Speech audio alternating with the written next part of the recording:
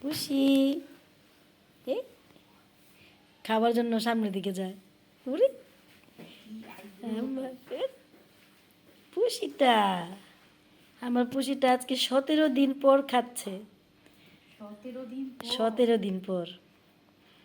আল্লাহ আপনার কাছে হাজারো শুক্রিয়া, হাজারো শুক্রিয়া। আল্লাহ আপনি সবার কাছে দোয়া চাই আমার পুষিটার জন্য ভালো থাকে, ভালো হয়ে যায় দ্রুত। সে এখনও উঠতে পারে না, কিন্তু খাওয়া দাওয়া যেহেতু শুরু করেছে, আল্লাহর অশেষ কৃপায় আশা করি ও পুরোপুরি সুস্থ হয়ে যাবে।